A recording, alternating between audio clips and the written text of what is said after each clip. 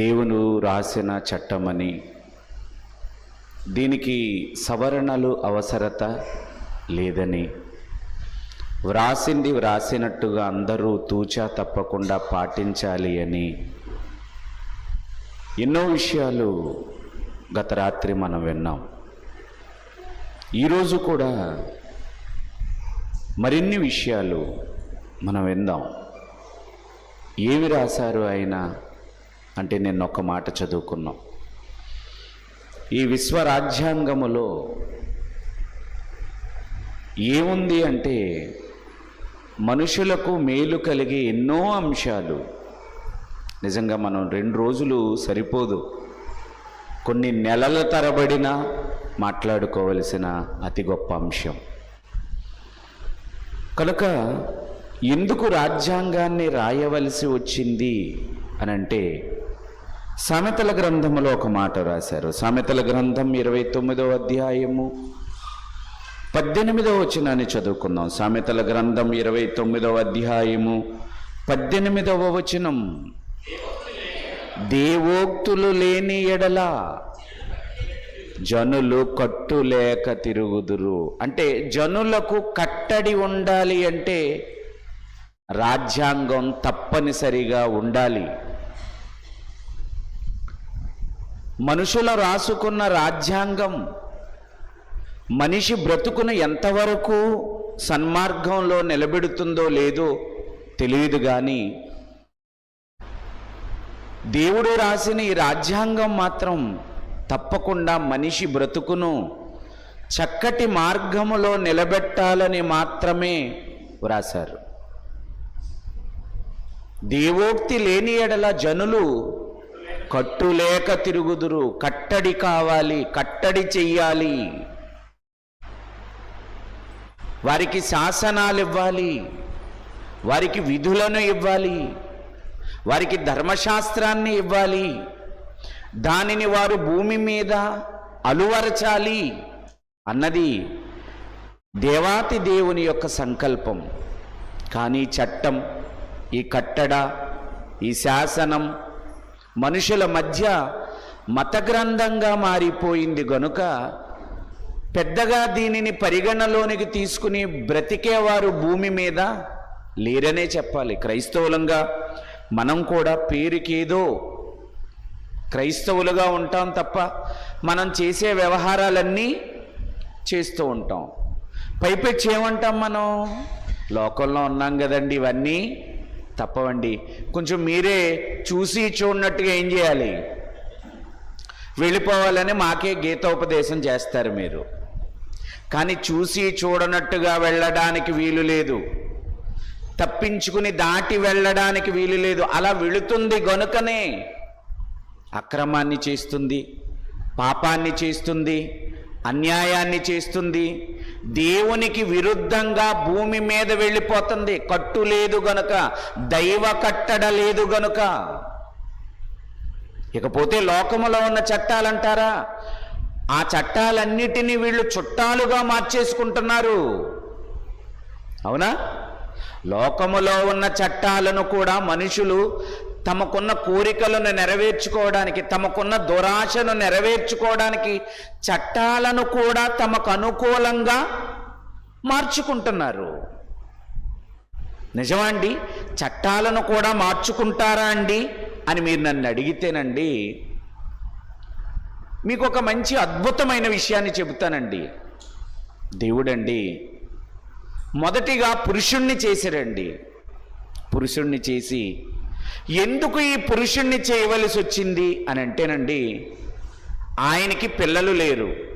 కోటాను కోట్ల మంది దేవదూతలు ఉన్నారు, కానీ ఆయనకి ఎవరు లేరు, పిల్లలు లేరు. ఆ సంగతి ఆయన గుర్తించి, అయ్యో నా గర్భవాసులు కావాలి, నా పిల్లలు కావాలి అని వెంటనే సమావేశం ఒకటి ఏర్పాటు చేసుకుని, మన పోలిక చొప్పున మన స్వరూపమందు మనం ఏం చేద్దాం, ఆదికాండం 1వ అధ్యాయం 26వ వచనం ప్రకారం ఒక ప్రణాళిక, నిర్దిష్టమైన ఒక ప్రణాళిక, మనుషులు కావాలి అని ఒక సంకల్పం ఆయన కోరుకున్నారు. అలా కోరుకుని వెంటనే ఆ మనిషి భూమి మీదకి వస్తే బ్రతకడానికి అవసరమైన వాటన్నిటినీ కూడా తన స్వంత కష్టముతో 5 దినాలు పనిచేసి టోటల్గా ఈ భూమి మీద మనుషులకు ఏమేమి కావాలో వాటన్నిటినీ చేసేశారు. చేసి ఆ 6వ దినాన్న నేలమంటి నుండి నరుని నిర్మించారు. చేసి ఆ మట్టి బొమ్మలో జీవాత్మను ప్రవేశింపచేసి నరుణ్ణి తయారు చేశారు. జీవము గల ఒక నరుణ్ణి తయారు చేశారు. ఆయనే ఆదాము. ఆ వ్యక్తిని చూసుకుంటున్నాడు ఈయన, ఆ వ్యక్తితో మాట్లాడుతున్నాడు ఈయన, ఆ వ్యక్తి కదలికలన్నీ చూసుకుంటున్నారు ఈయన. ఆయనకి బాగా ఆలోచించి అర్థమైన విషయం ఏంటంటే నరుడు ఒంటరిగా ఉండుట మంచిది కాదు. అంటే నేను ఏ ఉద్దేశముతో అయితే మనుషులను భూమి మీద చెయ్యాలి, పుట్టించాలి అనుకున్నానో ఈయనొక్కడే ఉంటే నాకు ఆ కార్యక్రమం సఫలవంతం కాదు అని బాగా ఆలోచించండి. ఏం చేశారంటే ఈయనకి గాఢ నిద్ర కలుగజేసి ఆ ప్రక్కటెముకని తీసిన ఆ చోటుని మాంసముతో పూడ్చి ఆ ప్రక్కటెముక సహాయముతో స్త్రీనిగా తీసి ఆయన ముందు నిలబెట్టి వారిద్దరికీ వివాహం జరిగించినట్టుగా మనం లేఖనాలలో చూస్తున్నాం. అంటే వివాహ వ్యవస్థను ఒక పురుషుడు ఒక స్త్రీ వివాహం జరిగించుకోవాలి, వారి వారి ధర్మములను జరిగించాలి.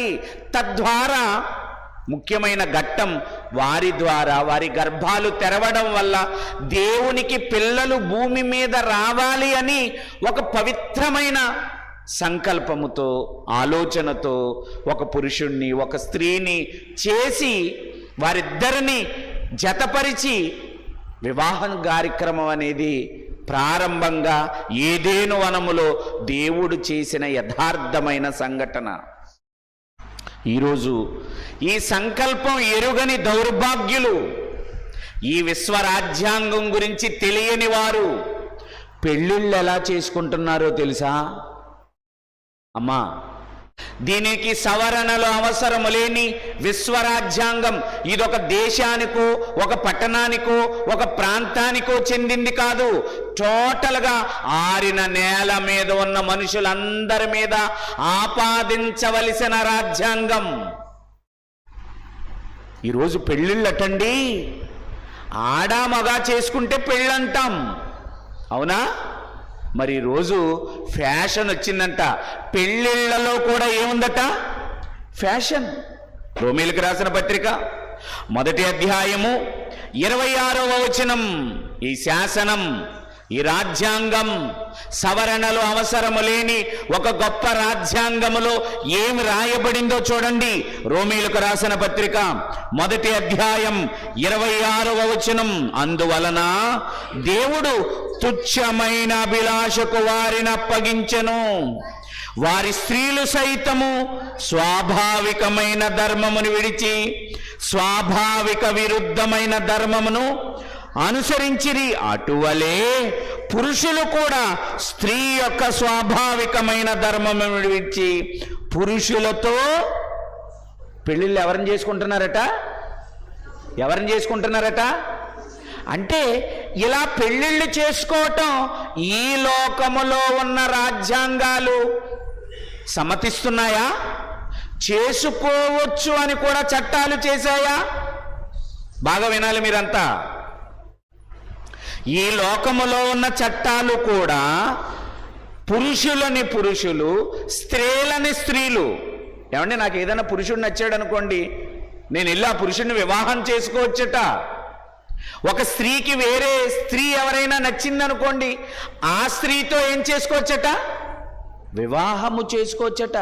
ఏమండి ఎక్కడైనా చేసుకుంటున్నారా ఇలాగా? ఇదేటండి జాన్ ప్రసాద్ గారు మాకు తెలియని చెప్తారేటండి అని అంటారా? తెలియని కాదమ్మా, జరుగుతున్నవే మీ దగ్గరికి తీసుకొచ్చాను. ఒకసారి చూస్తారా? ఒక 2 మగాళ్ళు చేసుకున్న పెళ్ళికి వెళ్ళొద్దాం రండి. లైట్స్ ఆగుతాయా? ఆ ముందునున్న లైట్స్ ఆగుతాయా? ఆగవా? మరి అక్కడ ఏం కనపడదు. మరి కనపడద్దా? వేస్తావా నాన్న? అవునా? సిస్టమ్ కూడా ఆగిపోద్దా?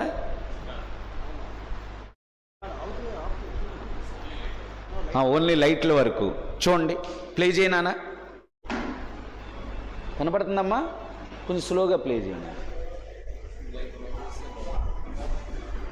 సౌండ్ ఉంటుందిగా. సౌండ్ పెట్టు నాన్న, సౌండ్ పెట్టమ్మా.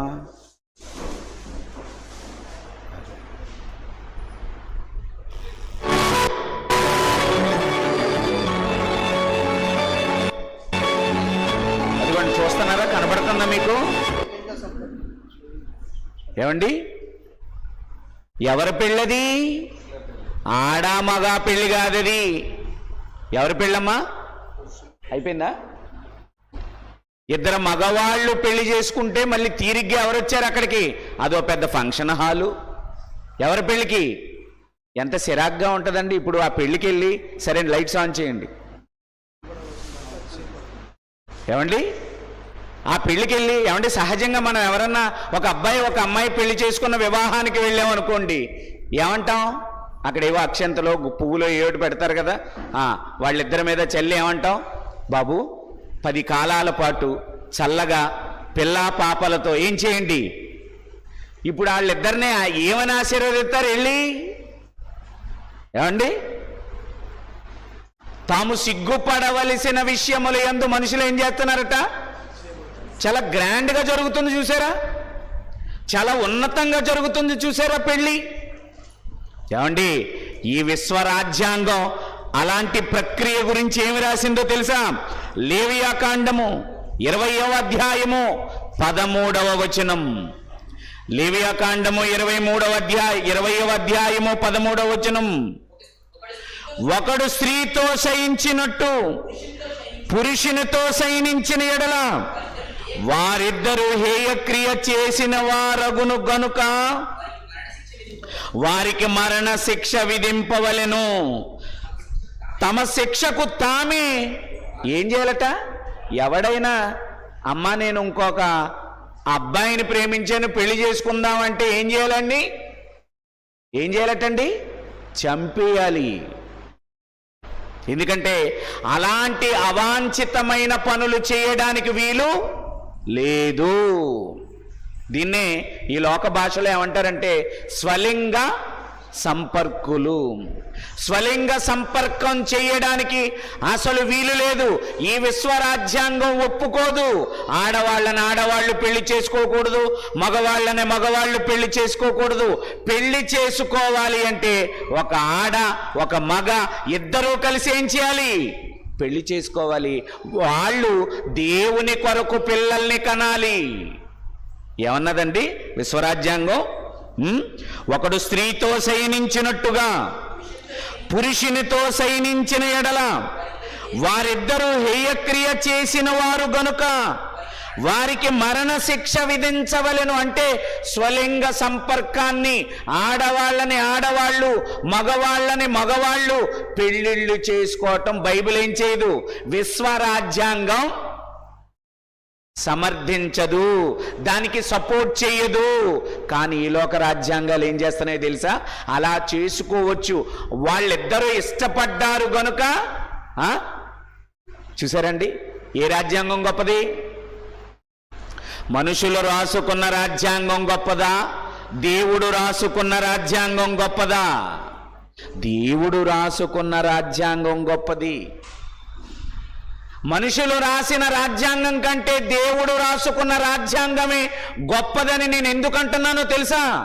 దేవుడు నిర్గమాకాండములో ఒక మంచి మాట రాశాడు. చూద్దాం ప్రియమైన దేవుని పిల్లలారా. నిర్గమాకాండం 20వ అధ్యాయం 14వ వచనం. నిర్గమాకాండం 20వ అధ్యాయం 14వ వచనం. వ్యభిచరింపకూడదు. విశ్వరాజ్యాంగంలో ఏముంది? విశ్వరాజ్యాంగంలో ఏముంది? వ్యభిచరించకూడదు. అంటే కొన్ని నెలల కిందట, కొన్ని సంవత్సరాల కిందట సుప్రీంకోర్టు సర్వోన్నతమైన న్యాయస్థానం ఒక స్టేట్మెంట్ ఇచ్చిందండి. ఒకసారి చూపించినాను అది తెర మీద. లైట్లు ఏమి ఆపొద్దులండి, కొంచెం పెద్ద చేయమ్మ, దాన్ని జూమ్ చేయి. కనపడుతుందండి. ఆ హెడ్లైన్స్ పెద్దవి చేయనా? హెడ్లైన్స్ ఏమండి ఏంటంట? దేని గురించి? దేని గురించి? అసలు వ్యభిచారం తప్పు కాదటండి. ఏం తప్పు కాదట? ఈ లోక చట్టం ఏమని తీర్పునిస్తుంది? వ్యక్తిగత శృంగారం అసలు తప్పే కాదు. అసలు కేసు పెట్టడానికి కూడా లేదటండి. హోటల్స్ మీద రైడ్ చేయడానికి కూడా లేదటండి. ఎందుకంటే అసలు వ్యభిచరించటం తప్పు. వ్యభిచారాన్ని కూడా కొన్ని దేశాలు చట్టబద్ధం చేసేయట. అంటే లైసెన్స్ తీసుకుని ఏం చేయొచ్చు? ఇప్పుడు మాట్లాడతలేదు మీరు. లైసెన్స్ తీసుకుని ఏం చేయొచ్చు? అసలు నీకు లైసెన్స్ ఎవడరా ఎమ్మందే అని అడుగుతుందన్నమాట. ఎవరు? వ్యభిచరించకూడదు అంటే ఈ లోక చట్టాన్ని కూడా మించిపోయిందా? ఏమండి? పురుషుడు పురుషుడితో వివాహం చేసుకోకూడదా? స్త్రీ స్త్రీతో వివాహం చేసుకోకూడదా? అంటే వీళ్ళు ఒకవైపు చట్టాలు చేసుకుంటున్నా దేవుడి చట్టం మాత్రం ఎట్టి పరిస్థితిలో మానవ చట్టాలతో ఏకీభవించడం లేదు. లోక చట్టం వ్యభిచారం తప్పు కాదు అంటుంది, బైబిల్ చట్టం ఏమంటుందో తెలుసా? ఏమండి? ఇంకే ఎన్ని చెప్పమంటారో తెలుసా? దేవుడు జతపరచబడిన వారిని ఏ మనుషుడు కూడా విడదీయకూడదు. కోర్టుకెళ్తే ఏం చేస్తారు? ఏమండి? సరైన కారణాలు చెప్తేనట. భర్త గాని భార్య గాని సరైన కారణాలు చెబితే ఏ కారణముతోనైనా ఏ భార్య అయినా ఏ భర్త అయినా ఒకరి నుండి ఒకరు విడుదల పొందొచ్చట, విడాకులు తీసుకోవచ్చట. కానీ బైబిల్ చట్టం ఏం చెప్పిందో తెలుసా? దేవుడు జతపరచబడిన వారిని ఏ మనుషుడు, అందుకే కింగ్ జాన్సన్ విక్టర్ గారు పాట రాశాడు, గ్రామ పెద్దలైనా దైవ సేవకులైనా న్యాయమూర్తులైనా న్యాయస్థానాలైనా ఏ చట్టమైనా గ్రామ పెద్దలైనా ఏం చేయకూడదట? ఏం చేయకూడదట? విడదీయకూడదు. అందులో పాస్టర్ గారు కూడా ఉన్నారు. చాలా విడాకులు పాస్టర్ గారులు ఎత్తారట సంఘ పెద్దలో. ఎందుకంటే మేము ఆయన సమక్షంలోనే చేసుకున్నాం. ఏమండి? దేవుడే మనం ఎన్నో పాపాలు చేస్తుంటే ఎప్పటికీ క్షమిస్తున్నాడండి. భార్యను క్షమించాలి, భర్తను క్షమించాలి, బ్రతుకంతా క్షమించడమేనండి. ఈ చట్టం చెప్పింది ఏంటో తెలుసా? నీ సహోదరుడు నీ ఎడల తప్పిదము చేసిన ఎడల ఎన్ని మార్లు క్షమించాలి. ఆ సహోదరుడి ప్లేస్లో భార్యను పెట్టుకోవచ్చుగా, ఆ సహోదరుడి ప్లేస్లో భర్తను పెట్టుకోవచ్చుగా, ఆ సహోదరుడి ప్లేస్లో ఇరుగు పొరుగు వాడిని పెట్టుకోవచ్చుగా. పెట్టవా? పెట్టాలి. అక్కడ సహోదరుడు అన్నాడు, ఆ ప్లేసులో నీ భార్య తప్పు చేస్తే, ఆ ప్లేసులో నీ భర్త తప్పు చేస్తే, ఆ ప్లేసులో నీ కుమారులు తప్పు చేస్తే, అందుకే ఇది విశ్వరాజ్యాంగం. ఇందులో ఉన్న నీతి సూక్తులు, ఇందులో ఉన్న చట్టాలు, ఇందులో ఉన్న శాసనాలు ప్రపంచములో ఉన్న ఏ దేశ చట్టములో కూడా నీకు కంటికి కూడా నువ్వు భూతద్దం పెట్టి వెతికినా కనిపించదు. ఒక ఆవిడ రీసెంట్గా కొన్ని సంవత్సరాల కిందట కోర్టులో దాఖలు చేసిందంట, మా ఆయన నుండి నాకు విడాకులు ఇప్పించండి అనగానే కోర్టు వారు పిలిచారంట. ఏమ్మా బాగా చెదగొట్టేస్తున్నాడా నిన్ను అన్నాడట. అబ్బాయి అలాగేం చేయట్లేదండి. ఏమన్నా అరేంజ్మెంట్ ఏమైనా చేస్తున్నాడు? అబ్బాయి అలాగేం చేయడండి. పెళ్లి చేసుకున్న రోజు నుంచి ఎప్పటి వరకు ఒక్కసారైనా కొడతాడేమో అనుకున్నానండి. ఎప్పటికొచ్చినా ఒంటి మీద మా ఆయన ఒక్క దెబ్బ కూడా వేయలేదండి, ఒక్క తిట్టు కూడా తిట్టలేదండి. కనుక ఇలాంటి మంచి భర్తతో నిన్ను వేగలేకపోతున్నానండి. నాకు బాగా తన్నేవాడు కావాలండి, నన్ను బాగా తిట్టేవాడు కావాలండి. ఈ ప్రేమను తట్టుకోలేకపోతున్నాను మహాప్రభు, నాకేం చేయండి? ఇలా కూడా ఉంటారా? ఇలా కూడా ఉంటారా? ఉన్నారు. ఇలాంటి వాళ్ళందరినీ కూడా సరిచేయటానికి దేవుడు ఈ విశ్వరాజ్యాంగాన్ని రాశాడు. వ్యభిచారం తప్పు కాదంటుందండి, విడాకులు తీసుకోవచ్చు అంటుందండి, నీకు నచ్చితే ఎవరితోనైనా నువ్వు పోవచ్చు అంటుందండి. కాదండి, రాజ్యాంగంలో అలా రాసి లేదండి. దేవుడు మనుషులకు ఇచ్చిన ఈ కట్టడలలో ఎవరికి నచ్చినట్టుగా వారు బ్రతకమని ఎక్కడా చెప్పలేదు. ఒక్క మాటలో చెప్పాలి అంటేనండి, భూమి మీద క్రీస్తుని అంగీకరించిన తరువాత బ్రతుకుకు దేవుడు స్వతంత్రత ఇవ్వలేదు. తెలుసా మీకు? బాప్తిస్మము తీసుకుని సంఘములో చేర్చబడిన తరువాత నీకేం లేదో తెలుసా? స్వతంత్రత లేదు. యేసును చూస్తే అర్థమైపోద్ది మనకి. నేను నా ఇష్టము నెరవేర్చుకొనుటకు రాలేదు, నన్ను పంపిన వాని చిత్తము నెరవేర్చడానికి. ఈరోజు బాప్తిస్మము తీసుకుని సంఘములో చేర్చబడి ప్రతి ఆదివారం ప్రభు శరీర రక్త మాంసాల్లో ఏకీభిస్తున్న వాళ్ళు వారికి నచ్చినట్టుగా బ్రతుకుతారు. ఆఖరికి సంఘములోనికి వచ్చిన వారు కూడా సంఘములో ప్రవర్తించే విధానం అంతా ఎలా ఉంటుందో తెలుసా? వాళ్ళకి నచ్చినట్టుగానే జరుగుద్ది. అవునా? నీకు నచ్చితేనే పాట పాడతాం. నువ్వే చెప్తావు మళ్ళీ మాకు, అయ్యారు నాకు ఇవాళ పాట ఇవ్వండి అంటే నువ్వు బాగా ఆనందంతో వెలిగిపోతున్నావు అని అర్థం. అదే నాకేదో ప్రేమ కలిగి పలానా సిస్టర్ గారు వచ్చి పాట పాడతారంటే బెల్లం కొట్టిన రాయిలా కూర్చుంటుంది అక్కడ, కదలదో మెదలదో. ఏ అంటే మనసు లేదండి అంటది. మనసు లేపడి దేవుణ్ణి ఆరాధించడానికి, దేవుని స్తుతించడానికి. సమయమందును అసమయమందును అంటే దాని అర్థం ఏంటి? నీకు బాగున్నా బాగులేకపోయినా. గుడికి ఎప్పుడు వస్తావు? నీకు బాగున్నప్పుడు అందరికంటే ముందు వచ్చేస్తావు. నీకు కొంత డిఫెక్ట్ ఏమన్నా ఉందనుకో, నీకు టైమింగ్ తెలుసు కదా, రొట్టి ద్రాక్షారసం ఎప్పుడు ఎత్తాడో, కానుకలు ఎప్పుడు పడతాడో అంత టైం మీద వెళ్తా ఉంటుంది కదా. అంతే, మొక్కుబడిగా వెనకాల వచ్చి కూర్చుని ఎప్పుడు వెళ్ళిపోతుందో తెలియదు, మళ్ళీ వెళ్ళిపోతాడు అంతే. పాడటం నీ ఇష్టం, రావటం నీ ఇష్టం, లేవటం నీ ఇష్టం, వెళ్ళిపోవడం నీ ఇష్టం, దేవునికి ఇవ్వడం నీ ఇష్టం. ఏమంటే కాదా? మీరు ఆలోచించుకోండి. 33.5 సంవత్సరాలు ఈ లోకంలో బ్రతికాడు. 12 ఏళ్ల నుండే దేవుని పనిలో ఉన్నాడు. నేను నా ఇష్టము నెరవేర్చుకొనుటకు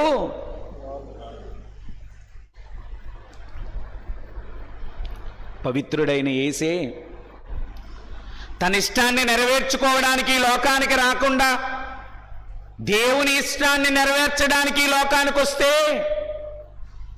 నువ్వెవరి ఇష్టాన్ని నెరవేరుస్తున్నావు చెప్పు? ఏమండి, ఇలా ఆలోచించుకుంటూ వెళ్ళిపోతుంటే మన బ్రతుకు, మన భక్తి, మన ఆత్మీయ జీవితం ఈ విశ్వరాజ్యాంగానికి ఎంత వ్యతిరేకంగా ఉంటుందో తెలుసండి. వద్దు ప్రియమైన దేవుని పిల్లలారా, ఏ మాటైనా ఏ సందర్భమైనా నీ హృదయానికి తాకితే గనక నువ్వు వెంటనే సరి చేసుకోవలసిన అవసరత నిజం. తండ్రి, నేను నీ ఇష్ట ప్రకారం బ్రతకటం లేదు, నేను నీ ఇష్ట ప్రకారం భక్తి చేయటం లేదు, నీ శాసనాలను అనుసరించి నాకు భక్తి లేదయ్యా. ఈ భక్తి జీవితంలో కూడా నా ఇష్టాన్ని నెరవేర్చుకుంటున్నాను ప్రభువా, నన్ను క్షమించు అని నువ్వు అడగగలవా? నీకు ఈ లోకం శాశ్వతం కాదు తెలుసు కదా, నువ్వు ఈ లోకంలో ఉండిపోవది నీకు తెలుసు కదా, ఏ రోజైనా నువ్వు ఈ లోకాన్ని విడిచి వెళ్ళిపోవాలి కదా, కలకాలం ఉండబోయే లోకం అది కదా. మరి ఆ లోకంలో నువ్వు ఇక్కడ కంటే ఎక్కువగా ఆనందించాలి అనుకుంటే ఇక్కడ నీకున్న సంతోషం చాలా చిన్నది, ఇక్కడ నీకున్న సంతోషం చాలా చిన్నది, ఇక్కడ నీకున్న ఆనందం చాలా చిన్నది, ఇక్కడ నీకున్న భోగభాగ్యాలు చాలా చిన్నవి. ఆ లోకంతో పోల్చుకుంటే ఈ లోకంలో నీకున్న ఏ మంచైనా అది చాలా చిన్నది, రవ్వంతా. అనంతకాల జీవితం, అనంతకాల లోకం, అనంతకాలపు వైభోగం. ఎక్కడైనా ఒకరోజు నవ్వు ఉంటుందట, ఒకరోజు ఏడుపు ఉంటుందట, ఒకరోజు సంతోషం ఉంటుందట, ఒకరోజు కష్టం ఉంటుందట. కానీ నువ్వు వెళ్ళబోయే ఆ లోకంలో నీకెప్పటికీ వన్స్ నువ్వు ఆ లోకంలో అడుగు పెడితే అడుగు పెట్టిన దగ్గర నుంచి నీకు కన్నీళ్లు అనేవే లేవు, నీకు కష్టాలు అనేవే లేవు, నీకు బాధలు అనేవే లేవు, నీకు ఆకలి అనేదే లేదు. అద్భుతమైన లోకం. అలాంటి లోకంలో నువ్వు ప్రవేశించాలి అంటే ఈ లోకంలో దేవుని ఇష్టాన్ని నువ్వు ఎంతగా నెరవేర్చాలో ఒక్కసారి నీ అంతరాత్మను పరిశీలన చేసుకో. నీకున్న చిన్న భక్తితో విర్రవీగితే, నీకున్న చిన్న నిరీక్షణతో నువ్వు విర్రవీగితే నువ్వు కోల్పోతావు. ఒకని మార్గం అతని దృష్టికి యథార్థముగా. నీ చిన్ని భక్తి నాకేంట్లే అనిపిస్తుంది, నీకొచ్చిన చిన్న ప్రార్థన నాకేంట్లే అనిపిస్తుంది కాదా? చాలా మంది క్రైస్తవులు నేర్చుకునే దశలో లేరు, అవకాశం దొరికితే నేర్పించే దశలో ఉన్నారు చాలా మంది. కానీ 25 ఏళ్ళు పట్టించిన జైశాలి గారు ఏమంటాడో తెలుసా? ఈ రోజుకి నేను బైబిల్ దగ్గర ఎవరిని? విద్యార్థినే, నేర్చుకుంటున్నాను. అయ్యా 25 సంవత్సరాలు పట్టించి ఇన్నేళ్లుగా మాకిన్ని జ్ఞాన సంగతులు చెప్పిన మీరు కూడా పఠిస్తున్నారా? అవునయ్యా, నేను కూడా ఎప్పటికీ పఠిస్తున్నాను, నేర్చుకుంటున్నాను, నేను విద్యార్థిని. మరి మనం, నువ్వేమన్నా తపస్సు చేసావా 25 సంవత్సరాలు?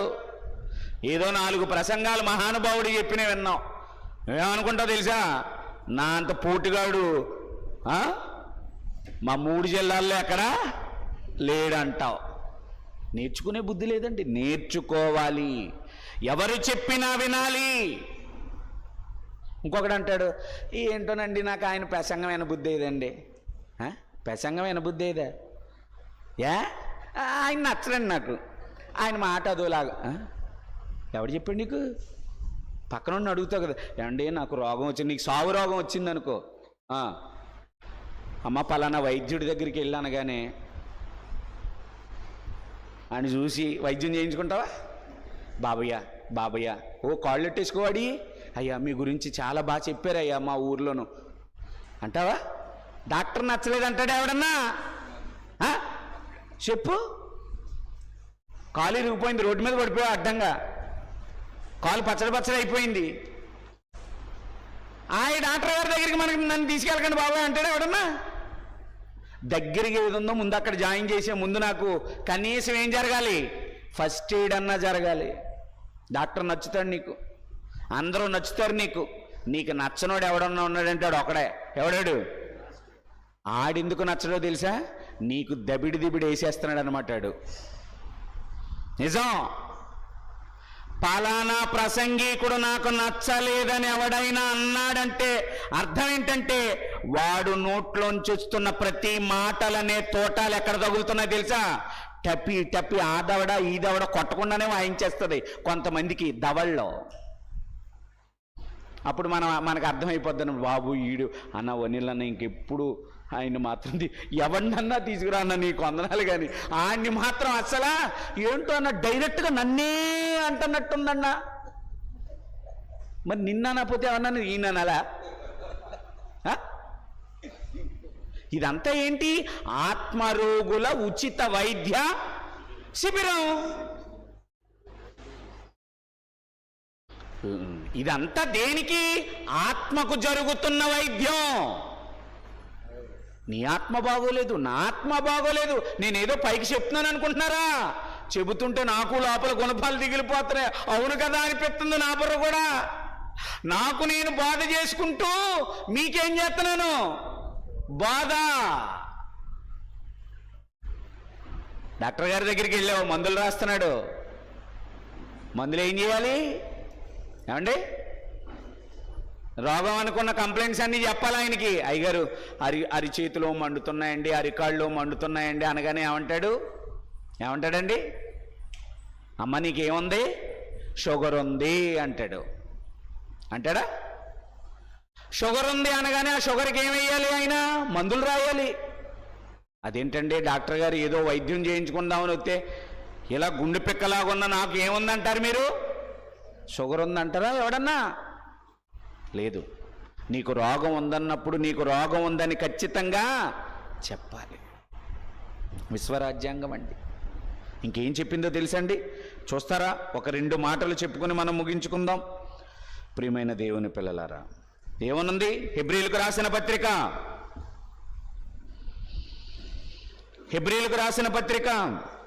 13వ అధ్యాయం 4వ వచనం. హెబ్రీయులకు రాసిన పత్రిక 13వ అధ్యాయం 4వ వచనం. వివాహము అన్ని విషయములలో ఘనమైనదిగాను అది వివాహము అన్ని విషయములలో.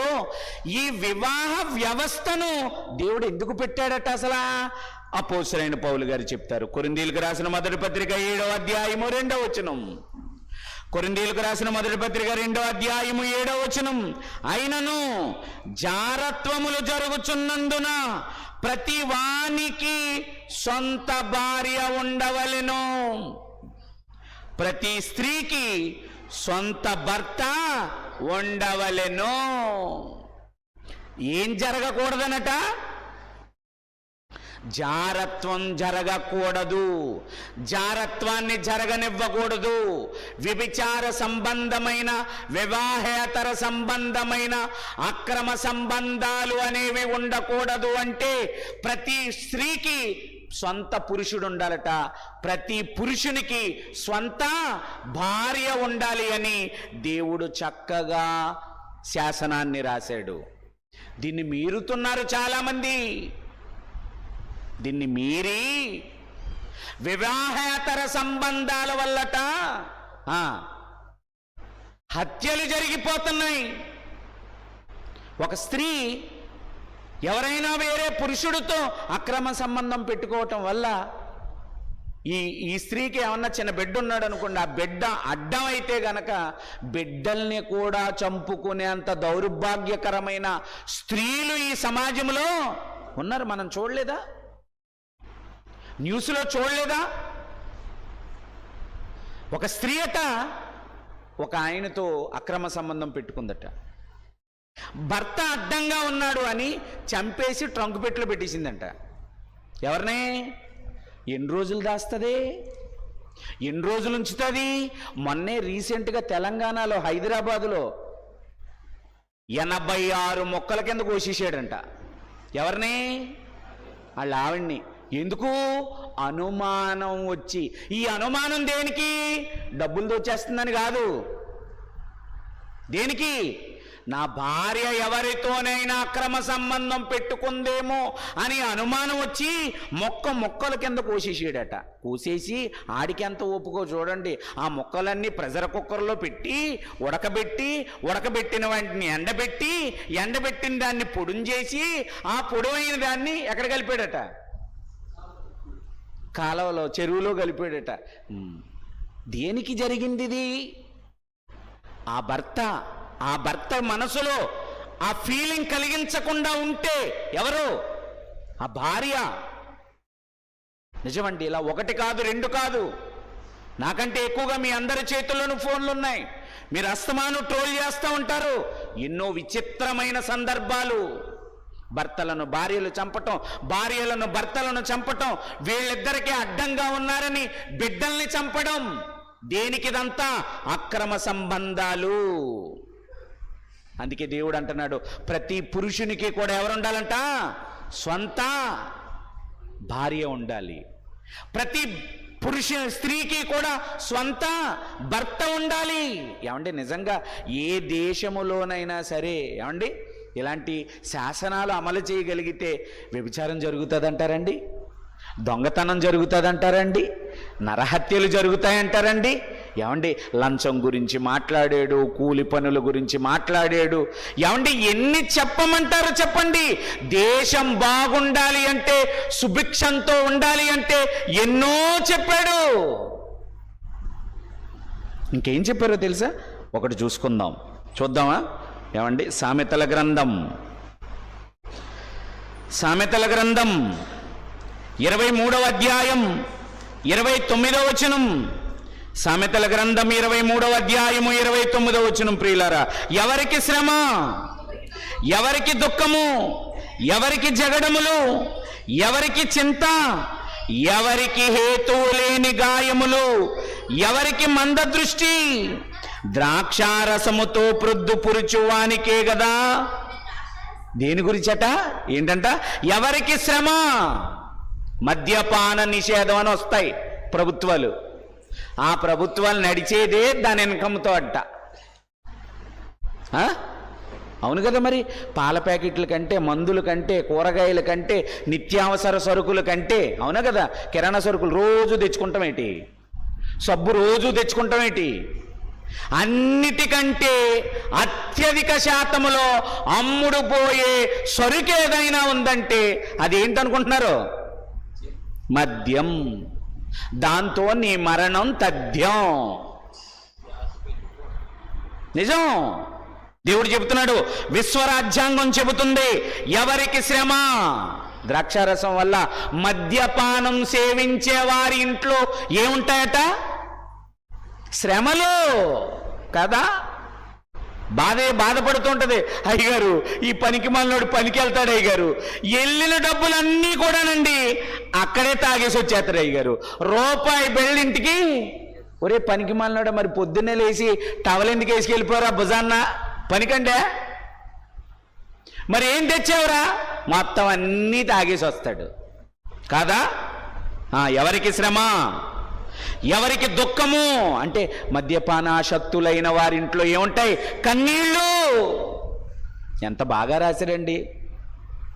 ఈ మందు బాబులందరినీ కూర్చోబెట్టి కౌన్సిలింగ్ ఇవ్వాలన్నమాట. ఆర్థిక శాస్త్రవేత్తలందరినీ కూర్చోబెట్టి కౌన్సిలింగ్ ఇవ్వాలన్నమాట. ఇన్కమ్ ట్యాక్స్ ఆఫీసర్స్, ప్రపంచ దేశాలలో ఉన్న ఇన్కమ్ ట్యాక్స్ ఆఫీసర్స్ అందరినీ తీసుకొచ్చి దేని గురించి చెప్పాలి? పన్ను ఎలా కట్టించుకోమన్నాడో, పన్ను ఎలా కట్టమన్నాడో, పన్ను ఎవరి దగ్గర వసూలు చేయమన్నాడో అన్నీ చెప్పాలా. అందరికీ ఏ డిపార్ట్మెంట్ని వదలేదు. మనకు సమయం లేక నీటిపారుదల శాఖ వారికి కూడా చెప్పాడు దేవుడు నీటిని ఎలా పొదుపు చేసుకోవాలో. అటవీ శాఖ మంత్రులకు కూడా చెప్పాడు పర్యావరణాన్ని ఎలా సంరక్షించుకోవాలో. న్యాయశాస్త్రాన్ని వదలలేదు, వ్యవసాయ శాస్త్రాన్ని వదలలేదు, పశు సంపదను వదలలేదు. ప్రతి దానిని మీరు ఖాళీ చేసుకుని ఆయన కళాశాలలకు వెళ్ళాలే కానీ అన్ని విషయాలు మీకు నేర్పిస్తాం అక్కడ. ఏదో బైబిల్ అనగానే బాగోపోతే నెత్తి మీద పెట్టుకుని ప్రార్థన చేసేది అనుకుంటున్నారు ఏంటి? చేసుకోండి, తప్పు లేదు. ఒక ఆయన అంటాడు, బ్రదరు బైబిల్ ఎప్పుడు నా తల కిందే ఉంటుంది తెలుసండి. ఉండి ఏం చేస్తుందిరా అని అడగాలి. కీర్తనల గ్రంథం 3వ అధ్యాయం చెప్పాను. అలా చెప్తాడా? బైబిల్లోనే ఉందంటాడు. తల కింద కాదు ఉండడం, ఎక్కడ ఉండాలి? తలలో ఉండాలి. డాక్టర్ గారి దగ్గరికి వెళ్ళావు, మందుల చీటీ రాశాడు, ఇంటికి తల కింద పెట్టుకుంటాడు ఎవడన్నా? బెడ్ వచ్చాడు, అమ్మా హాస్పిటల్కి వెళ్ళావు కదైతే ట్యాబ్లెట్లు చీటీ రాశారా? బావా తెచ్చుకున్నాను, తలగడ కింద పెట్టుకున్నానయ్యా, నా తలగడ కిందే ఉందయ్యా, రోగం తగ్గిపోద్దయ్యా అంటదా? అబ్బే అవి తెచ్చిదాకా అని చంపేద్ది. ఒరే చీటీ నా దగ్గరే ఉందిరా బిళ్ళలట్టురారా, ఒరే చీటీ నా దగ్గరే ఉందిరా బిళ్ళలట్టు. వందగదిట్టే తల కింద ఎట్టుకు పడుకో అనమను. అది కాదయ్యా, కడుపులోకి వెళ్ళతే కదయ్యా రోగం తగ్గుద్ది నాకు. మందు బిళ్ళల గురించి అర్థమైంది. మందులు ఉండాల్సింది కాగితం మీద కాదు, మందులు ఉండాల్సింది నా కడుపులో అని. మరి బైబిల్ ఉండాల్సింది నీ తల కింద కాదు, ఎక్కడ ఉండాలి? తలలో ఉండాలి. ఈ తల కింద ఉన్న బ్యాచ్ ఎలా ఉంటారు తెలుసా? 11వ రాజుల గ్రంథం అన్నాడంట ఒకడు.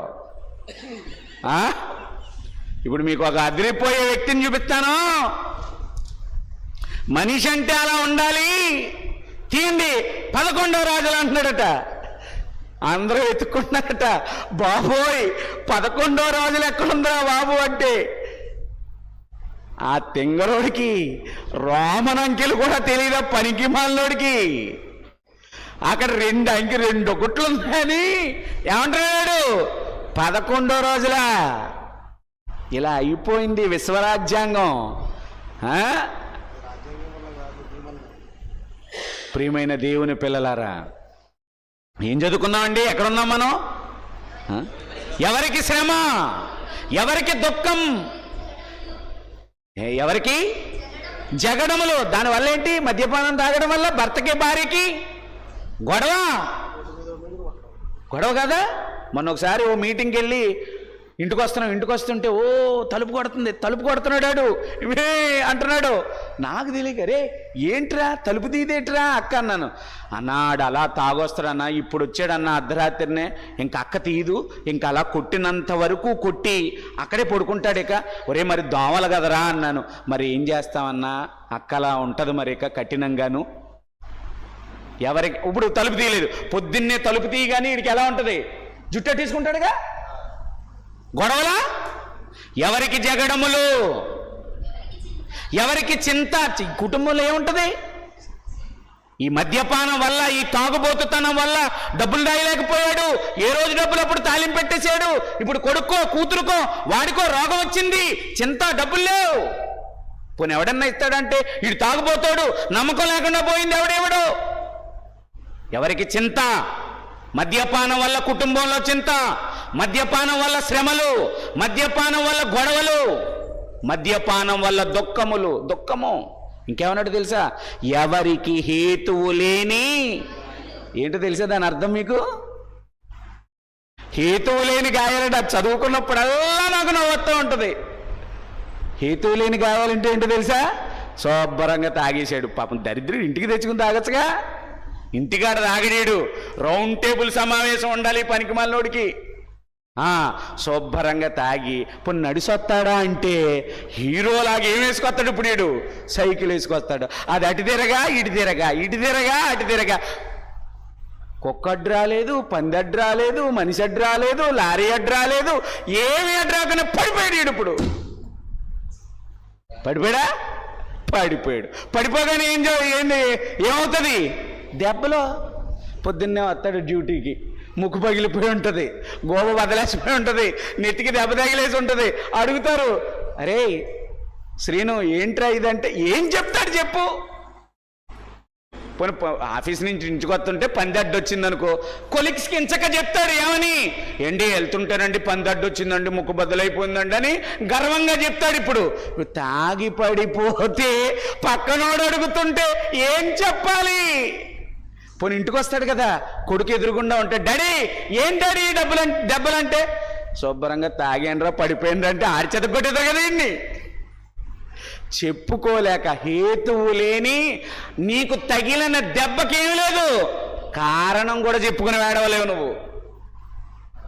అదండి అంటాడు. నువ్వు వెంటనే రాసుకోవచ్చు అదండి అంటున్నాడంటే ఈడు బాగా తాగి ఎక్కడో పడిపోయాడు అని. చూసారా, మద్యపానాన్ని నిషేధించాలి, మద్యపానాన్ని బ్యాన్ చేయమని చెబుతుంది. ఎవరికి శ్రమ, ఎవరికి దుఃఖము, ఎవరికి హేతువు లేని గాయాలు, ఎవరికి జగడములు, ఎవరికి చెంత, ఇదేనికి మద్యం వల్లనే కదా. ఇంకేమన్నాడు ఇంకో మాట దగ్గరికి వెళ్ళిపోదాం ప్రియమైన దేవుని పిల్లలు. ఇంకా సామెతల గ్రంథం 20వ అధ్యాయం 1వ వచనం, సామెతల గ్రంథం 20వ అధ్యాయం 1వ వచనం, ద్రాక్షారసము వెక్కిరింత పాలు చేయును, మద్యము అల్లరి పుట్టించును, దాని వశమైన వారందరూ జ్ఞానము లేని వారు. ఏమండి, దేవుడు వద్దు అంటున్నాడు అంటే దాని వెనకాల చాలా ప్రమాదం ఉందనే మనం అర్థం చేసుకోవాలి. ఏమన్నారండి, ద్రాక్షారసము వెక్కిరింత పాలు చేయును. ఏమంటే వాడు తూలుతూ వస్తుంటాడు కదా, ఇలా తూలుతూ వస్తుంటే ఆ యువకులందరూ, ఆ చుట్టుపక్కల ఇళ్ళ వాళ్ళందరూ ఏం చేస్తారు, నవ్వుతారు. నవ్వుల పాలు, మద్యం నిన్ను నవ్వుల పాలు చేస్తుంది, వెక్కిరించేలా చేస్తుంది, అల్లరి పాలు చేస్తుంది. అందుకే విశ్వరాజ్యాంగం చెబుతుంది, మద్యం దృష్టికి వెళ్ళకండి.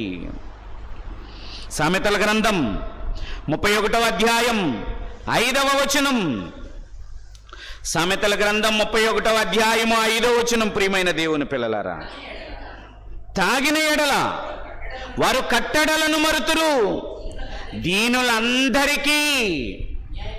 ఏమంటే ఒక అధికారి తాగుబోతోడు అనుకోండి, మీకు విషయం తెలుసో లేదో, చాలామంది వాళ్ళ పనులు అధికారుల ద్వారా చేయించుకోవడానికట బాగా కాస్ట్లీ బాటిల్స్ పట్టుకెళ్తారట. ఎవరికి, అధికారులకి. వాళ్ళకి ఇచ్చే ట్రీట్ కూడా పెద్ద పెద్ద 5 స్టార్ హోటల్స్లో ఇస్తారట. నాకు ఎవరన్నా హోటల్కి తీసుకెళ్తే నాకు బిర్యానీ ఇప్పిస్తే పండగ చాలు నాకు. కానీ వాళ్ళకి తెలుసా, మీకు తెలీదా అయ్యగారు? నిజమేనా? పెద్ద పెద్ద ఖరీదైన ఇంపోర్టెడ్ ఏటేటో ఉంటాయట పేర్లు వాటికి. అవన్నీ ఇచ్చి వాళ్ళని సాటిస్ఫై చేస్తారట. చేస్తే ఈడేం చేస్తారట తాగిన ఎడల, మరి అయ్యగారు బాటిల్ సమర్పించుకున్నాడు కదా, అది అన్యాయమైన ఫైల్కి ఏమి పెట్టాలి? ఇప్పుడు సంతకం పెట్టాలి. అది అన్యాయమైన తెలిసినా కూడా తీర్పుని ఏం చేయాలి? న్యాయం అని చెప్పాలి. ఎందుకు? ఒక ఇంపోర్టెడ్ బాటిల్ వచ్చింది. తాగిన ఎడల వారు కట్టడలను మరుతురు. దానిని బట్టి దీనులందరికీ కూడా, ఆ స్థాయి కింద ఉన్న వారికి ఏం చేస్తారట? అది అన్యాయం చేస్తారటండి. అంటే అధికారులకి తాగుడు తగదు, అధికారులు లంచం తీసుకోవడానికి వీలు లేదు, అధికారులు మత్తులో ఉండడానికి వీలు లేదు. ఇన్ని చెప్పింది ప్రియమైన దేవుని పిల్లలారా.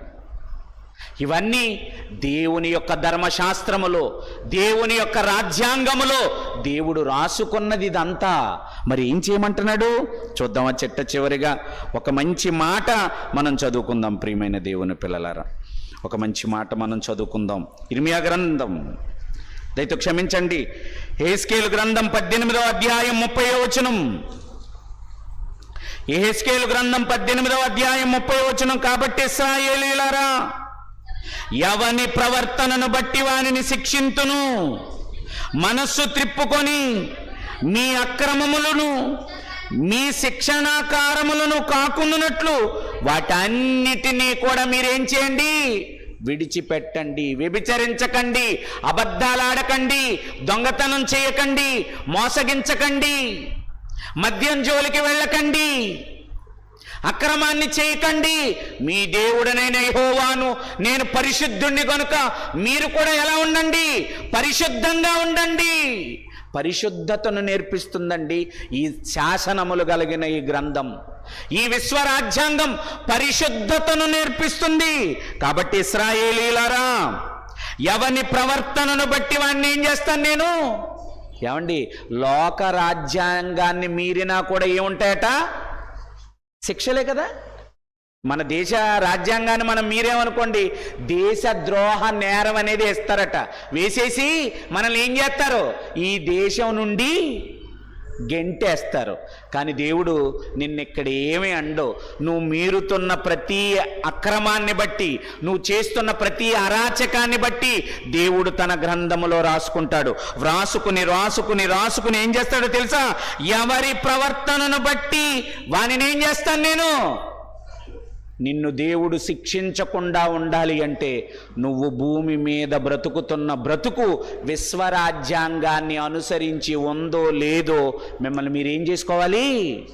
నేను ఎలా బ్రతుకుతున్నాను, నేను ఎలా మాట్లాడుతున్నాను, నేను ఎలా ప్రవర్తిస్తున్నాను, నేను ఎలా ఆలోచిస్తున్నాను, నేను ఎలాంటి పనులు చేస్తున్నాను, నేను ఆలోచిస్తున్న విధానం, నేను చేస్తున్న పనులు, నేను మాట్లాడుతున్న తీరు, ఇదంతా కూడా దేవుడు రాసిన విశ్వరాజ్యాంగం సమర్థిస్తుందా?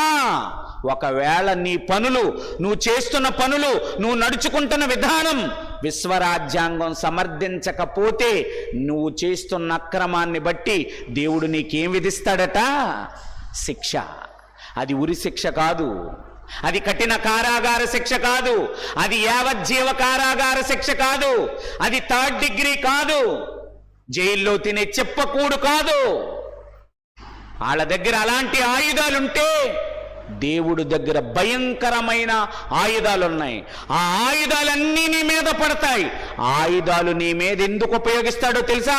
నువ్వు దేవుని ధర్మశాస్త్రానికి నువ్వు లోబడడం లేదు గనుక దేవుడు నీకు తగిన శిక్ష విధిస్తాడు. ఆ శిక్ష ఎలా ఉంటుందో, ఆయన ఆయుధాలు ఎలా ఉంటాయో, ఆయన రాజనీతికి నువ్వు తలొగ్గి బ్రతకకపోతే పరిస్థితులు ఎలా ఉంటాయో చివరిగా లైట్స్ ఆఫ్ చేయండి, ఈ పాట చూడండి, ప్రార్థన చేసుకుని వెళ్ళిపోదాం.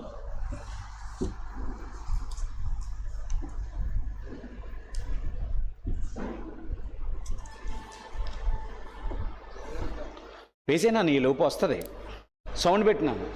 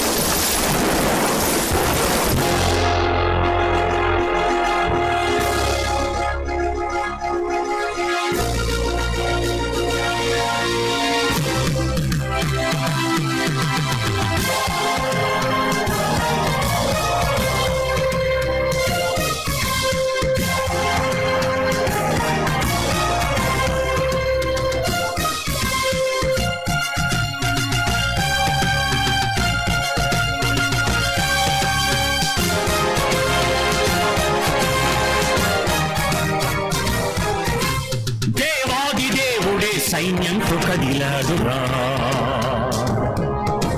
సైన్యములకు అధిపతని దేవునికి పేరుందిరా. పురుగులు మిడతలు తన సైన్యమే, అసల పురుగులు కూడా తన సైన్యమే. పురుగులను రప్పించి వడగండ్లు కురిపించి పిడుగులతో పెకలించు తన సైన్యమే.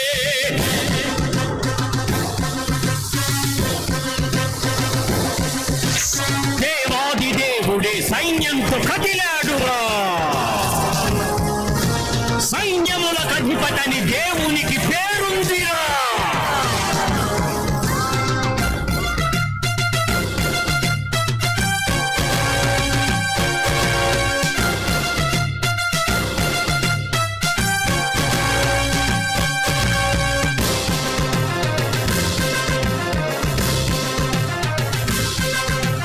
కుదరని రోగం వ్యాపించి తెగులు నాశనం చేసేది తన సైన్యమే. చర్మాన్ని తింటున్న అతి చిన్న పురుగు దేవుడే పంపాడు తన సైన్యమే. పంటలను నాశనం చేస్తున్నది, త్వరగా పంటలను తింటున్నది. రోగాలుగా మారిపోతున్నది, మారని మనుష్యులలో ఉంటున్నది. చర్మాన్ని చేతులను ఎముకలను ముఖములను త్వరగా ప్రతిరోజు తింటున్నది. తింటున్న ప్రతి మనిషి దేవుడే లేడంటే తినలేని వ్యాధిగా వస్తున్నది. దేవుడే లేడని నేరాలు చేస్తున్న దుష్టులను పసిగట్టి వస్తున్నది. దేవాది దేవుడే సైన్యంతో కదిలాడురా. సైన్యముల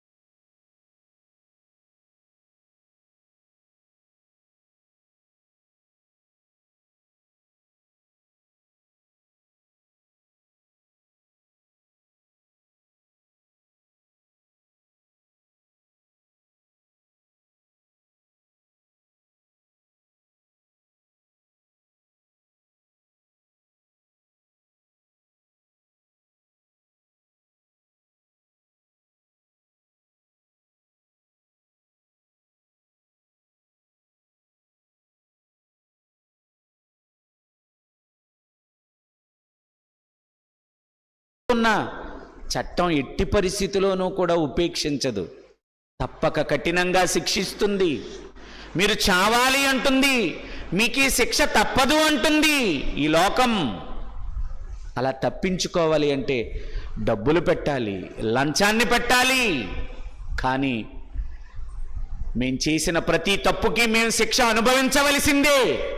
కానీ మేము చేసిన తప్పుకి తగిన శిక్ష తప్పించుకోవాలి అంటే మా హృదయాన్ని చింపుకొని, మా మనస్సులను మార్చుకుని, మమ్మల్ని క్షమించండి మహాప్రభు అని మిమ్మల్ని వేడుకుంటే ఆ సిలువలో వేలాడిన కఠోరమైన దొంగని మీరు క్షమించారు. పాపులలో ప్రధానమైన పాపిని అపోస్తలుడైన పౌలుని క్షమించారు. వాళ్ళతో పోల్చుకుంటే మా జీవితాలు చాలా చిన్నవి తండ్రి. మేము మీ సన్నిధిలో హృదయపూర్వకంగా మీ శాసనాలకు వ్యతిరేకంగా బ్రతికామయ్యా, మమ్మల్ని క్షమించండి అని మేము మిమ్మల్ని వేడుకుంటే మీరు తప్పకుండా మీరు మమ్మల్ని క్షమిస్తారు. ఆ నమ్మకం మాకుంది. మీరు క్షమించడానికి సిద్ధమైన మనస్సు కలిగిన వారు కనుక నాయన మీ పిల్లలకు అన్ని విషయాలు చెప్పాను. ఒకవేళ ఎవరైనా ఈ విశ్వరాజ్యాంగానికి వ్యతిరేకంగా వారి బ్రతుకులుంటే, వారి కుటుంబాలుంటే, వారి జీవితాలుంటే, వారు మీ సన్నిధిలో మీ నుండి క్షమాపణ పొందుకొని మంచిగా మారుటకు ఈ సభల ద్వారా వారికి మంచి అవకాశాన్ని ఇచ్చారని మేము నమ్ముతూ సభలను ఏర్పాటు చేసిన స్థానిక సంఘమును, నాయకులు అనిల్ కుమార్ గారిని, వారి భార్య బిడ్డలను, వైస్ ప్రిన్సిపాల్ని, లెక్చరర్స్ని అందరినీ కూడా మీరు ప్రేరేపించి మీరు చక్కగా విజయవంతంగా 3 కార్యక్రమాలని జరిగించారు. మీకు వందనాలు. వారిని, వారి కుటుంబాన్ని, వారి సంఘమును, వారి బిడ్డలను నూరంతలుగా మీరు దీవించి పరలోకానికి అర్హులుగా ఎంచమని కోరుతున్నాం. వారి ఆహ్వానాన్ని మన్నించి వచ్చిన దైవ సేవకులను, వారి కుటుంబములను, వారి సంఘమును, వారి పరిచర్యను మీరు దీవించమని కోరుతున్నాం తండ్రి. ఎల్లప్పుడూ అనిల్ గారికి ఇలాగే వారి సహాయ సహకారాలు అందించి దేవుని పనిలో ప్రోత్సహించుటకు ఇంకనూ మంచి మనస్సు వారికి అనుగ్రహించవలసిందిగా వేడుకుంటూ మా ప్రియులు రాంబాబు గారిని, వారి కుటుంబాన్ని, వారి పరిచర్యను, వారి సంఘమును మీరు దీవించమని కోరుతూ ఇచ్చేసిన ప్రజల్లో ఎవరు అనారోగ్య సమస్యలతో, ఆర్థిక సమస్యలతో, కుటుంబ సమస్యలతో, ఎలాంటి సమస్యలతో వారు ఉన్నారో వారందరినీ మీరు జ్ఞాపకము చేసుకుని క్షేమము, ఆరోగ్యము, ఆశీర్వాదము మీ బిడ్డలకు మెండుగా అనుగ్రహించవలసిందిగా కోరుకుంటూ మమ్మల్ని అందరినీ మీ చేతులకు అప్పగించుకుంటూ మీ కుమారుని రాక ఆలస్యమైతే మరలా కలుసుకునే ధన్యత మీరు మాకు అనుగ్రహించమని లైవ్లో చూసిన ప్రతి ఒక్కరిని దీవించి ఆశీర్వదించమని కోరుతూ యేసువారి అతి శ్రేష్టమైన నామాన్ని ప్రార్థన అడుగుచున్నాము తండ్రి. ఆమేన్. తండ్రి అయిన దేవుని ప్రేమ, ప్రభువైన యేసుక్రీస్తు వారి కృప, పరిశుద్ధాత్మ యొక్క అన్యోన్యమైన సహవాసము సన్నిధి ఇప్పుడు ఎల్లప్పుడూ ఈ సభలో నిర్వహించిన సంఘమునకు, కుటుంబమునకును ఇచ్చేసిన మనందరికీ సదా తోడే నడిపించునుగాక. ఆమేన్. అందరికీ వందనాలండి.